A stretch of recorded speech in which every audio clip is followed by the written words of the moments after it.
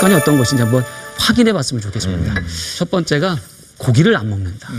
많은 분들이 이 얘기를 들으면 아니 고기는 안 먹는 게 좋지 않습니까? 라고 말씀을 하시는데요. 여기서 얘기하는 고기라고 하면요. 지방을 좀 제거하고 삶아서 적당량을 드시라는 의미입니다. 이 적정량의 단백질이 왜 필요하냐면 인슐린이라고 하는 것 자체가요. 단백질로 구성이 돼 있어요. 그래서 단백질이 부족하게 되면 췌장 기능이 떨어져서 인슐린 분비가 덜 되는 거죠. 인슐린이 또 부족해지지 않습니까? 그러면 단백질이 또 합성이 안 돼요. 그러면 단백질이 부족해지니까 면역력에 문제가 생겨서 여러 가지 또 질병이 발생될 수가 있다는 것입니다. 그래서 육류 섭취하는 것 자체가 그래도 난 부담스러워라고 하신다면 생선 단백질이나 아니면 두부와 같은 식물성 단백질 섭취하는 게 좋겠고요. 식전 30분에 저지방 우유라든가 아니면 우리가 삶은 계란 하나 정도만 잘 드셔도요. 우리가 혈당을 조절하는 데 있어서 대단히 도움이 될 수 있다는 것이죠. 네. 자, 이제 두 번째인데요. 짜증을 잘 낸다. 이 얘기는 뭐냐면 스트레스를 얘기하는 건데요. 일상적인 스트레스가 여러 가지 질병을 불러오지만 당뇨도 벗어날 수가 없는 겁니다. 가장 문제가 되는 것이 뭐냐면 우리가 뚱뚱한 사람만 당뇨가 오는 거야 라고 생각하는데 그렇지 않은 것이 바로 이러한 스트레스, 문제 때문에 마른 사람도 올 수가 있다는 것이고요. 또 젊은 사람이 당뇨가 오는 이유도 바로 스트레스로 인해서 오는 경우가 많이 있다는 겁니다. 나이가 들면 생기는 것이 당뇨가 아니라는 것이죠. 제일 좋은 거는 그래서 물론 운동도 중요하지만 자신만이 가지고 있는 스트레스 극복 방법들은 하나씩 가지고 계셔야 된다는 거예요. 취미생활도 좋고 이런 것들을 여러분들께서 한번 고민해 보시면 좋겠는데 그래서 나는 스트레스에 대해서 특별한 풀 수 있는 방법이 없습니다라고 한다면 이것도 붙여주셔야 될 것 같아요. 네. 세 번째가요. 얇은 허벅지라고 한다는 건 뭐냐면 운동을 안 한다는 얘기 뭐냐면 근육량이 모자른다라는 게 뜻인데요. 왜냐하면 근육이라고 하는 것은 포도당 대사를 근육이 굉장히 많이 합니다. 그런데 이 포도당을 저장할 수 있는 능력이 없어지게 되면 당연히 문제가 발생이 되는 것이죠. 그래서 미국에서 UCLA 대학에서 남녀 성인 14,000명을 이렇게 연구를 했는데요. 체중에 대비해서 근육량이 많은 사람들이 당뇨 위험도가 낮았다라는 결과가 있습니다. 그리고 여러분들 우리 몸의 근육의 70%가 하체 부위에 다 몰려 있는데 그 중에서도 또 30%가 허벅지에 몰려 있어요. 그래서 허벅지 둘레가 1cm 줄어들게 되면 당뇨의 위험도가 10% 정도 증가하는 것으로 밝혀졌거든요. 그만큼 이 근육이라고 하는 것은 당뇨와 너무 밀접한 관계가 있어요.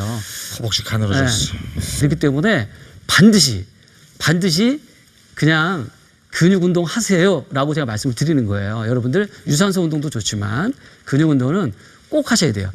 당뇨 약을 먹고 그 운동을 좀 심하게 하면은 쇼크가 온다는데 그게 사실입니까? 그래요? 그렇죠. 네. 네. 그래서 특히 저녁 시간대 운동을 열심히 하시면 새벽 시간에 문제가 될 수가 있어요. 그래요? 그렇죠. 왜냐하면 우리가 저혈당이 되게 되면요. 특히 뇌는요. 포도당이 굉장히 중요한 역할을 하거든요. 에너지로서 많이 사용하는데 뇌에 굉장히 치명적인 영향을 줄 수 있습니다. 그렇기 때문에 자는 동안에 뇌에 문제가 발생이 되잖아요. 당연히 사망으로 이어질 수가 있기 때문에 저혈당이 어떻게 보면요. 당뇨 환자한테 굉장히 큰 문제가 될 수 있거든요. 그래서 규칙적인 생활을 하지 않으면 문제가 되고요. 본인이 어떻게 생활했을 때 혈당이 어떻다라는 걸 알지 못하면 절대 당뇨 합병증을 예방할 수가 없다는 말씀을 해서 다시 한번 드리는 것이죠. 네 번째는요. 나는 당뇨 검사 받아본 적이 없다. 경각심이 없는 거죠. 전혀. 왜냐? 나는 채소만 먹고 그리고 몸이 비대하지도 않고 나는 당뇨 걸릴 이유가 없어 라고 생각하시는 분들이 의외로 많아요. 그래서 당뇨 환자를 조사해 봤더니 당뇨 환자 10명 중에 3명 정도는 본인이 당뇨인지를 모르고 있었다고 합니다. 그러니까 굉장히 많은 거예요. 그러니까 문제가 뭐냐면 이렇게 본인은 괜찮다라고 생각을 하는데요. 그렇지 않은 이유가 여러 가지 원인이 있기 때문에 당뇨라는 거 하는 것은 얼마든지 발생이 될 수 있다는 겁니다. 그래서 가장 중요한 것이 혈당 체크를 잘 하셔야 돼요. 일상적으로 당뇨에 대한 유전적 성인도 있기 때문에 만약에 집안에 어르신분들이 그러신 분이 계시다면 당뇨 측정기 정도는 구입을 하셔서 당뇨를 우리가 체크해보는 것이 대단히 중요할 것 같습니다. 이렇게 지금 4가지를 말씀드렸는데 4가지 중에서 이혜정 선생님은 2개나 되시네요.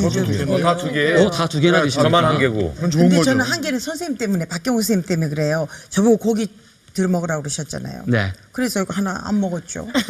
많이 드셔서 너무 많이 드시는 것도 문제가 되겠죠.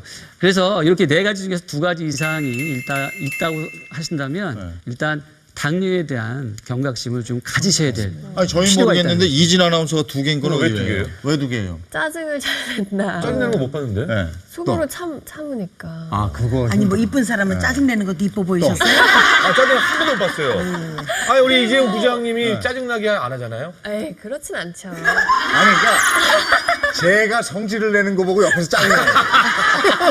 아이고 죽겠다.